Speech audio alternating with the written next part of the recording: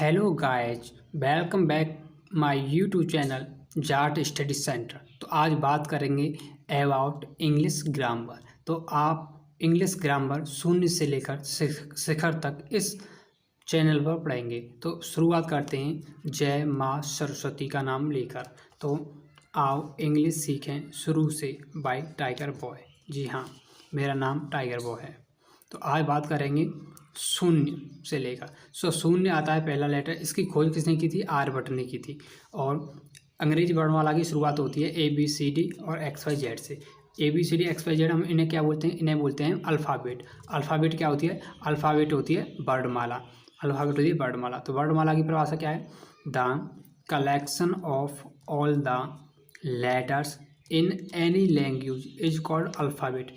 मतलब किसी भाषा के सभी अक्षरों के समूह को वर्णमाला कहते हैं। जैसे कि इंग्लिश में ABCZ, हिंदी में छोटा बड़ा छोटी और ज्ञानी। तो यह सभी किसके तहत आते हैं? मूल इकाई हैं जो ये। तो मूल इकाई किसी भाषा के सभी अक्षरों के समूह को वर्णमाला कहते हैं। तो क्या कहते हैं? इन सभी A से लेकर Z तक, छोटे आ से लेकर ज्ञानी तक। तो यह सब किसके तहत आते हैं? वर्णमाला के तहत आते हैं। तो यह तो पता चल गया चलो कि वर्णमाला किसे कहते हैं। अब बात करेंगे हम अक्षर की। इससे दूसरी इकाई आती है अक्षर। अक्षर क्या होता है? अक्षर कितने प्रकार के होते हैं और इनके कौन कौन से भाग होते हैं, इनके बारे में जानेंगे। तो बात करें लेटर, अक्षर। इसकी परिभाषा है the smallest unit of any language is called letter. किसी भाषा की मूल इकाई को अक्षर कहते हैं। जैसे कि मूल इकाई अल्फ़ाबेट में दी जाती है। वर्णमाला के अंदर जो भी इकाई दी जाती हैं वह अक्षर कहलाती हैं। जैसे ABCD सब अक्षर हैं। हिंदी में छोटा बड़ा यानी ज्ञानी, ये भी सब अक्षर के तहत आते हैं। तो how many kind of letter. तो there are 2 kind of letter. अक्षर 2 प्रकार के होते हैं। स्मॉल लेटर ABCD छोटे अक्षर, बिगेस्ट लेटर यानी बड़े अक्षर जैसे ABCD की Z।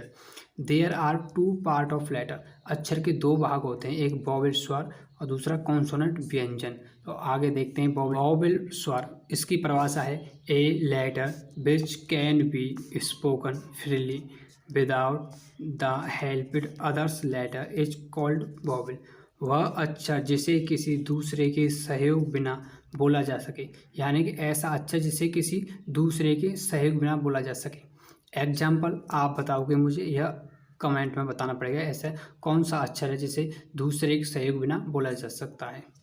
कॉन्सोनेंट व्यंजन। A letter can not be spoken fairly without the help other letter is called consonant. तो वह अक्षर जिसे किसी दूसरे के सहयोग बिना नहीं बोला जा सके उसे क्या कहते हैं हम? उसे वो बोलते हैं व्यंजन। तो आप कमेंट में बताएंगे कि व्यंजन कौन सा है जिसे हम दूसरे के सहयोग बिना नहीं बोल सकते, यानी स्वर के सहयोग बिना नहीं बोल सकते। हिंदी में वोवेल कौन कौन से होते हैं? हिंदी में वोवेल होते हैं AEIOU। हिंदी में वोवेल कौन से? इंग्लिश में तो वोवेल हो गए AEIOU। हिंदी में वोवेल कौन से होते हैं? छोटा बड़ा से लेकर बड़े अंक तक। इंग्लिश में कॉन्सोनेंट कौन से होते हैं? एक्सेप्ट वोवेल को छोड़कर। और हिंदी में कॉन्सोनेंट क्या होते हैं? क ख ग ज्ञ तक। अब बात करें इनसे। अब अक्षर की परिभाषा हो गई। अक्षर की परिभाषा हो गई। अब बात परिभाषा आई वर्णमाला शब्द। तो शब्द की परिभाषा क्या है? ए ग्रुप ऑफ 2 और मोर 2 letters which make a complete sense is called word. Hindi में 2 या 2 से अधिक अक्षरों का वह समूह जिसका कोई पूर्ण भाव हो उसे अक्षर कहते हैं। अब क्या मैंने कहा? जिसका कोई पूर्ण भाव हो। जैसे कि SCHLL स्कूल और LAWY लॉयर। तो इसका एक सेंस निकल रहा है कि पूर्ण भाव है। स्कूल माने विद्यालय, लॉयर माने वकील। इसका एक सेंस निकल रहा है, इसका एक पूर्ण भाव है। तो यह शब्द की श्रेणी में आएंगे। परंतु जैसे कि LAWERY, इनका क्रम बदल दिया मैंने।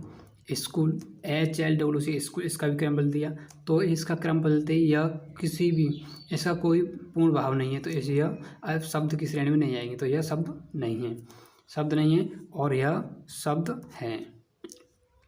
तो how many part of word, word यानी शब्द के कितने भाग होते हैं। तो there are two part of word, शब्द दो भाग होते हैं। एक सार्थक जिसका कोई अर्थ हो, जैसे स्कूल का अर्थ है, लॉयर का अर्थ है। निरर्थक जिसका कोई अर्थ न हो, जैसे इसका हॉर्सेस, ये कोई मीनिंग ही नहीं है, इसका कोई अर्थ नहीं है। रेयर इसका भी कोई मीनिंग नहीं, अर्थ नहीं है, तो यह शब्द नहीं है, यह शब्द की श्रेणी में आएंगे, तो इन्हें सार्थक बोलेंगे।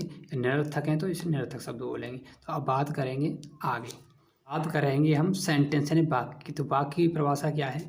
ए ग्रुप ऑफ टू और more two words which make a complete sense is called sentence. दो या दो से अधिक शब्दों का वह समूह जिसका कोई पूर्ण अर्थ हो या पूर्ण भाव हो। जैसे he does not read the novel, वह उपन्यास नहीं पढ़ता है, तो इसका एक अर्थ है, तो यह सेंटेंस माना जाएगा। और he does the novel read novel, इसका हमने क्रम बदल दिया, तो इसका कोई अर्थ नहीं है, तो यह सेंटेंस नहीं माना जाएगा। तो how many part of sentence, sentence के कितने भाग होते हैं? तो there are two part of sentence, एक सब्जेक्ट कर्ता और प्रेडिकेट विधेय। भाग के दो भाग होते हैं, फर्स्ट कर्ता होता है, दूसरा विधेय होता है। सब्जेक्ट क्या है? सब्जेक्ट की परिभाषा है, सब्जेक्ट किसे कहते हैं? सब्जेक्ट डेफिनेशन है, subject is a part about which something is told is a sentence. कर्ता वह भाग है जो वाक्य के बारे में कुछ बताता है।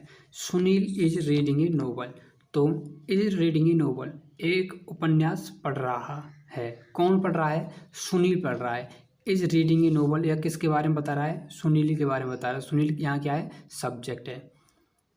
और how many type of subject, subject के कितने भाग होते हैं? तो टू पार्ट ऑफ सब्जेक्ट, शब्दकर्ता के दो भाग होते हैं, एक हेडवर्ड मुख्य शब्द और क्वालिफायर स्पष्ट करने वाला। हेडवर्ड की परिभाषा क्या है? जिसके द्वारा कार्य किया जाए, और क्वालिफायर जो शब्दकर्ता की ओर संकेत करे या उसे दर्शाए। इसके अंतर्गत पार्टिसिपल आते हैं, एडजेक्टिव आते हैं, पसेसिव आते हैं। जैसे कि एग्जाम्पल के तौर पर माने हम, a poor boy is standing on the road, तो क्वालिफायर क्या है इसमें? ए पुअर बॉय, जो हमें संकेत कर रहा है। A standing on the road, is standing on the road सड़क पर खड़ा हुआ है। कौन? हु, ए पुअर, एक गरीब लड़का। तो qualifier is standing on the road है, स्टैंडिंग यहाँ पर क्वालिफायर माना जाएगा, ए पुअर बॉय माना जाएगा यहाँ पर सब्जेक्ट। तो स्टैंडिंग बता रहा है ए पुअर बॉय के बारे में। तो प्रेडिकेट की परिभाषा क्या है? Predicate is a part which something is told about subject, यानी प्रेडिकेट प्रेडिकेट मीन्स विधेय। विधेय वह भाग है जो हमें कर्ता के बारे में कुछ बताता है। जैसे कि सोहन बाज प्लेइंग ए गेम, बाज ए प्लेइंग ए गेम, एक गेम खेल रहा था। कौन खेल रहा था? सोहन खेल रहा था। तो सोहन क्या हो गया? सब्जेक्ट, कर्ता हो गया। बाज प्लेइंग ए गेम क्या हो गया? ये हो गया प्रेडिकेट, जो हमें वाक्य के बारे में बता रहा है। प्रेडिकेट में क्या क्या आता है? हेल्पिंग वर्ब आती है, मेन वर्ब आती है, ऑब्जेक्ट आती है, ईटीसी आती है। तो आगे बात करते हैं सेंटेंस के प्रकार। There are 5 type of sentence, वाक्य 5 प्रकार के होते हैं। नंबर 1 सिंपल सेंटेंस, साधारण वाक्य। इसके दो भाग होते हैं, एक अफर्मेटिव स्वीकारात्मक, दूसरा नेगेटिव नकारात्मक। यानी सिंपल सेंटेंस के भी दो भाग होते हैं, एक अफर्मेटिव स्वीकारात्मक, नेगेटिव नकारात्मक। अब बात करेंगे इंट्रोगेटिव सेंटेंस, दूसरा होता है प्रश्नवाचक वाक्य। इसके भी दो भाग होते हैं, एक इंट्रोगेटिव बाई क्वेश्चन वर्ड और इंट्रोगेटिव बाई हेल्पिंग वर्ब। जो प्रश्नवाचक वाक्य जो क्वेश्चन वर्ड से शुरू होते हैं और दूसरे जो सहायक क्रिया से प्रारंभ होते हैं। अब नंबर तीसरे की बात करते हैं, इम्परेटिव सेंटेंस, आज्ञा सूचक वाक्य। इनमें आज्ञा, प्लीज, रिक्वेस्ट दी जाती हैं। एक्सक्लेमेटरी सेंटेंस, विस्मय बोधक वाक्य। इस विस्मय बोधक, इसमें आश्चर्यजनक बातों का प्रयोग किया जाता है। ऑप्टेटिव सेंटेंस, इच्छा बोधक वाक्य। इसमें इस सेंटेंस में अपनी इच्छा व्यक्त की जाती है। अब बात करेंगे हम आगे वर्ब के बारे में। So let's start. तो बात करेंगे, तो जैसे कि बात करेंगे वर्ब क्रिया के बारे। तो बात करेंगे क्रिया के बारे में। तो there are 2 type of verb, तो क्रिया दो प्रकार की होती है। नंबर फाइनाइट वर्ब सीमित क्रिया, नॉन फाइनाइट वर्ब असीमित क्रिया। तो फाइनाइट वर्ब के बारे में बात करें तो finite verb 4 type of finite verb. तो फाइनाइट वर्ब भी 4 प्रकार की होती है। ट्रांजिटिव वर्ब सकर्मक क्रिया, यह वह क्रिया होती है जिसके साथ कर्म दिया जाता है। जैसे कि बच्चा रोता है, तो क्या रोता है? बच्चा रोता है। तो आप इसमें कर्म नहीं दिया है तो यह ट्रांजिटिव वर्ब नहीं है। और जैसे इनट्रांजिटिव वर्ब अकर्मक क्रिया, जिसके साथ कर्म न दिया हो। तो कर्म किसके साथ नहीं दिया है? बच्चा रोता है। तो यह कौन सी वर्ब हो गई? यह हो गई आपकी इनट्रांजिटिव वर्ब अकर्मक क्रिया। और जैसे Ram reads a book, Ram एक किताब पढ़ता है। तो ए बुक क्या हो गया इसमें? ए बुक क्या है? इसमें है कर्म, ऑब्जेक्ट है। तो यह कौन सी वर्ब हो गई? ये हो गई ट्रांजिटिव वर्ब सकर्मक क्रिया। यह मैंने इसे यहाँ लिखा है, इसे यहाँ लिखा है, यह समझाने के लिए लिखा है। थोड़ा कन्फ्यूजन है पर समझ जाओगे आप। तीसरी आती है लिंकिंग वर्ब संयोजक क्रिया। यह वह क्रिया होती है जिसका अर्थ पूर्ण करने के लिए एक कॉम्प्लीमेंट की आवश्यकता होती है। जैसे सूरज is a lazy boy, Suraj एक आलसी लड़का है। तो इसकी में कॉम्प्लीमेंट, इसका अर्थ पूर्ण करने के लिए किसकी ज़रूरत है? कॉम्प्लीमेंट। तो इसमें हम क्या कर सकते हैं? इसमें हम लगा सकते हैं very. Suraj is a very lazy boy, Suraj एक बहुत आलसी लड़का है। और नंबर डी आता है चौथी सहायक क्रिया। यह कौन सी होती है? यह होती है सहायक क्रिया। ये भी दो प्रकार की होती है, 2 टाइप ऑफ एक्चुअली वर्ब सहायक क्रिया। तो नंबर फर्स्ट होती है प्राइमरी एक्चुअली वर्ब प्राथमिक सहायक क्रिया। इसके अंतर्गत बी, डू, हैव दिया जाता है। जैसे कि बी माने होना, इसमें आता है इज, आर, एम, बाज, वर। और हैव रखना, हैव में आता है हैज, हैव, हैड। और डू माने होता है करना, इसमें मतलब डू, डज, डिड। और नंबर बी पर आती है कौन सी क्रिया है? यह आती है आपकी मॉडल एक्चुअली वर्ब आधुनिक सहायक क्रिया। यह वह क्रिया होती है जिसके अंतर्गत can, could, may, might, should, would, will, shall, use to, ought to, use to, इट दी जाती हैं। यह टोटल 13 होती हैं मॉडल एक्चुअली वर्ब। अब बात करते हैं नॉन फाइनाइट वर्ब असीमित क्रिया। यह वह क्रिया होती है जिसके अंतर्गत पार्टिसिपल जीरेंड में आईएनजी फॉर्म, आपको पता है जीरेंड में आईएनजी लगती है, इनफाइनाइट वर्ब दी जाती है। तो आपकी ये हो गई वर्ब क्लियर। अब बात करते हैं कर्ता की पहचान कैसे की जाती है, कर्म की पहचान कैसे की जाती है, क्रिया की पहचान कैसे की जाती है। जब किसी वाक्य में कौन या किसने का अर्थ निकले तो उसे कर्ता कहते हैं, अर्थात कार्य करने वाले को कर्ता कहते हैं। There are 2 type of subject. कर्ता 2 प्रकार का होता है, एक सिंगुलर सब्जेक्ट, एक प्लूरल सब्जेक्ट। जैसे कि सिंगुलर सब्जेक्ट आपका कौन सा होता है? सिंगुलर सब्जेक्ट होता है एक वचन कर्ता, जिस शब्द से किसी एक ही व्यक्ति, वस्तु या स्थान का बोध हो उसे एक वचन कर्ता कहते हैं। जैसे ही, सी, इट, दिस, दैट। और किसी का नाम या एक वचन कर्ता के अंतर्गत आते हैं, सिंगुलर सब्जेक्ट के अंतर्गत आते हैं। प्लूरल सब्जेक्ट बहुवचन कर्ता, जिस शब्द से 2 या 2 से अधिक व्यक्ति या वस्तुओं का बोध हो उसे बहुवचन कर्ता कहते हैं। जैसे कि you, we, they, these, those और नाउन्स।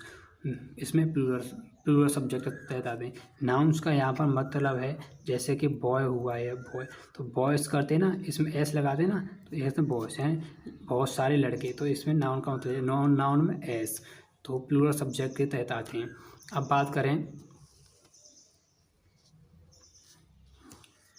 बात करें ऑब्जेक्ट यानी कर्म किसे कहते हैं? जब किसी हिंदी वाक्य में किसे, किसको, किससे के का अर्थ निकले तो उसे कर्म कहते हैं। There are 2 part of object. कर्म भी 2 प्रकार का कर्म के भी 2 भाग होते हैं, एक संजीव कर्म, एक निर्जीव कर्म। संजीव कर्म इसमें किसी व्यक्ति, पक्षी, जानवर, कीड़ी का बोध होता है। निर्जीव कर्म में किसका बोध होता है? निर्जीव कर्म में होता है आपका, इसमें किसी स्थान, वस्तु या उपहार का बोध होता है। एग्जाम जो संजीव हो तो वह संजीव कर्म, जो निर्जीव हो तो बात करेंगे नोट इम्पोर्टेंट की। जैसे कर्ता की पहचान कैसे की जाती है, कर्म की पहचान कैसे की जा सकती है, क्रिया की पहचान कैसे की जाती है। तो आपको मैं शॉर्ट ट्रिक दूंगा जो आपको याद रखनी पड़ेगी। देखते हैं कर्ता की पहचान, वाक्य में कौन या किसने लगाने से होती है। आप वाक्य में कौन या किसने लगा दो, आपकी कर्ता की पहचान हो जाएगी। कर्म की पहचान वाक्य में किसे, किसको या क्या से होती है। क्या लगा दिए वाक्य में, या किसको लगा दिया, किसे लगा दिए, तो आप कर्म की पहचान हो जाएगी। क्रिया की पहचान वाक्य में क्या हो रहा या क्या कर रहा से की जाती है। वाक्य में क्या कर रहा लगा दिए या क्या हो रहा लगा दिए, तो आपकी पहचान हो जाएगी क्रिया की। जैसे कि एग्जाम्पल के तौर पर उसने एक पतंग उड़ाई, तो उसमें हम कर्म की पहचान करनी है, तो क्या करेंगे, क्या उड़ाई, पतंग उड़ाई, तो पतंग क्या हो गया, कर्म हो गया। किसने उड़ाई, उसने उड़ाई, उसने एक पतंग उड़ाई, किसने उड़ाई, किसने उड़ाई एक पतंग, उसने उड़ाई, तो उसने उसमें कर्ता हो गया। और उसने एक पतंग उड़ाई, क्या किया जा रहा है, उड़ाया, क्या हो रहा है, उड़ाया जा रहा है, तो उड़ना, उड़ाना क्या हो गया, वर्ब हो गई, क्रिया हो गई। ऐसे पहचान कर सकते हैं। अब बात करें हम क्वेश्चन वर्ड की, तो क्वेश्चन वर्ड कौन कौन से होते हैं। हाउ माने कैसे, हु माने कौन, वाट माने क्या, वाई माने क्यों, वैन माने कब, हुज माने कैसे, वेयर माने कहाँ, विच माने कौन सा। हाउ मैनी कितना कितनी संख्या के लिए जिन्हें गिना जा सके। हाउ मच कितना कितनी मात्रा के लिए जिसे न गिना जा सके। अब बात करें हम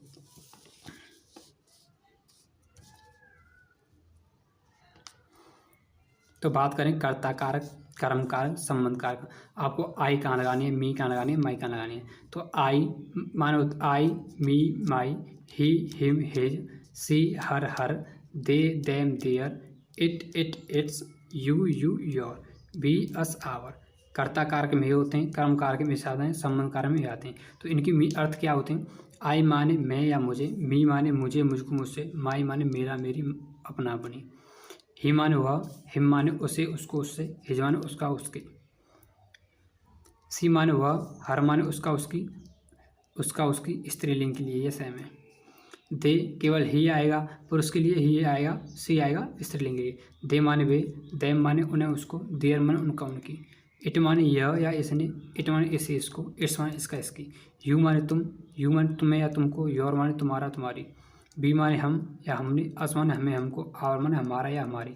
यह बताए जा रहे हैं, तब के लिए आपको आई का यूज कहाँ करना है, मी का यूज कहाँ करना है, माई का यूज कहाँ करना है। तो thank you for watching this video and don't forget to like, share and subscribe my YouTube channel Jat study centre. तो बनी रहिए इस श्रेणी के तहत, तो आपको फुल ग्रामर लेसन कवरेज किए जाएंगे इन नोट्सों के तहत। So thank you for watching this video and